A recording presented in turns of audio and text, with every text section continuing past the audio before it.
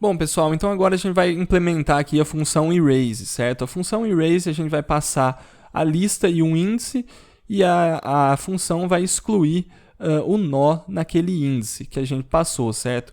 Bom, para isso a gente vai usar, por exemplo, a função atPos e aí a gente consegue verificar, por exemplo, se aquele nó existe ou não na lista, né? Porque pode ser que a gente passe uma posição que não está na lista, então não tem como a gente excluir o nó daquela posição.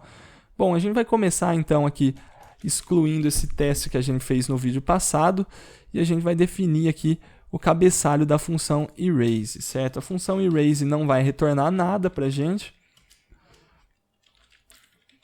e a gente vai passar um ponteiro para a lista e um inteiro referente ao índice que a gente quer excluir. Bom, então como vai funcionar a função erase?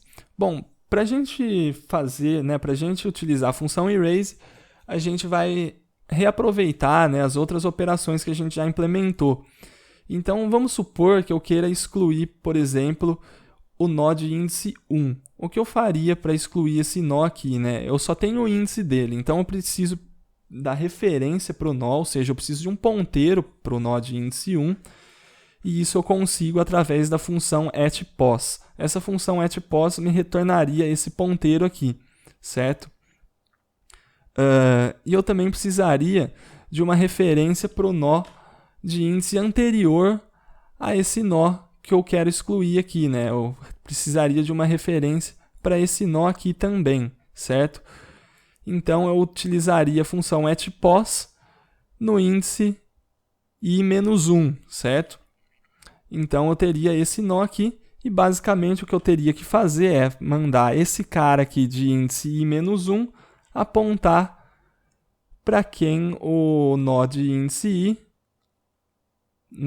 para quem o próximo nó está apontando aqui, certo? Eu teria que apontar para o nó de índice i mais 1 no caso, certo? Porque eu tenho aqui que vai ser igual ao nó de índice i tracinho next, beleza?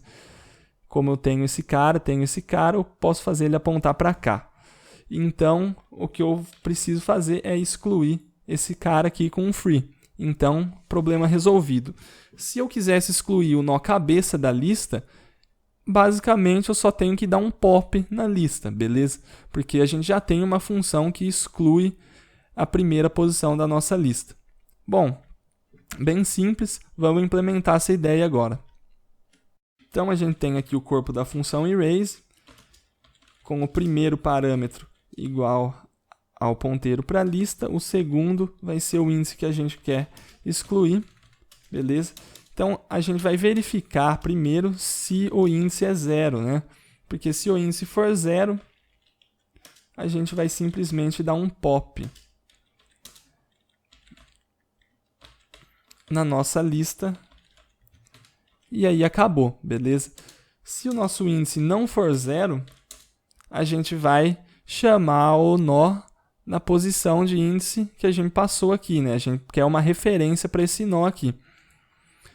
Então, a gente vai criar aqui um node, certo? Que eu vou chamar de node. Eu vou chamar de node A, que é o node que a gente quer excluir. E ele vai ser atPos de list index. E a gente vai ter um outro node aqui, node B, que vai ser o atPos da mesma lista, index -1, ok? Que a gente está pegando o nó anterior. Então, como a gente já tem o node B, que é o anterior, vamos chamar de previous. E aqui, current. Beleza, fica melhor, Então, aqui a gente tem o previous, tem o current, e aqui o que a gente tem que fazer é excluir. A gente tem que fazer o previous apontar para o current setinha next, ok? Então, previous. Ah, tá, mas antes, a gente tem que verificar se o nosso nó corrente ele existe, né? Porque se a gente passou um índice errado, a gente não vai executar o resto aqui. Então, aqui ainda, né? Se current for diferente de null, aí sim a gente vai ter o previous aqui. Senão, a gente simplesmente vai imprimir, né, a mensagem de nó inexistente e não vai fazer nada aqui, ok? Então, o nosso previous traço next vai apontar para current next. E depois a gente vai dar um free no current, ok? E a gente também, né, não pode nunca aqui esquecer de decrementar o tamanho da nossa lista, já que a gente está excluindo um nó, beleza? Então a gente tem que fazer list-size menos menos e basicamente é isso. Vamos testar isso aqui, né? Aqui a gente imprime a lista, a gente vai dar um outro print aqui na lista. Mas antes a gente vai dar um erase na lista na posição 1, ok? Opa, parece que eu errei alguma coisa. Opa, eu escrevi errado aqui, at post, não at post, ok? Então aqui ele deu um erase na posição de índice 1. Vamos supor que eu tivesse mais números aqui na nossa lista, né? Vamos supor que eu tivesse aqui o número 10 e aqui eu tivesse o número 2. Então, aqui, como a gente está dando um erase na posição 1, ele vai excluir o número 10 aqui da nossa lista.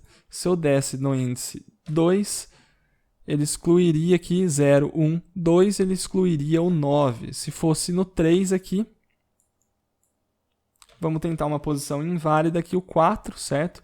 Aqui 0, 1, 2, 3, né? Aqui que eu pulei. Ele teria que dar um erro. Ele simplesmente escreveria índice inválido, né? Isso por causa da função atPos, e ele não excluiria ninguém, certo? Se eu tentasse um índice negativo, mesma coisa, né? Porque a função atPos já faz o tratamento disso para mim. E se eu quisesse excluir a cabeça da lista, eu simplesmente daria um pop, ok? Então, essa é a função erase.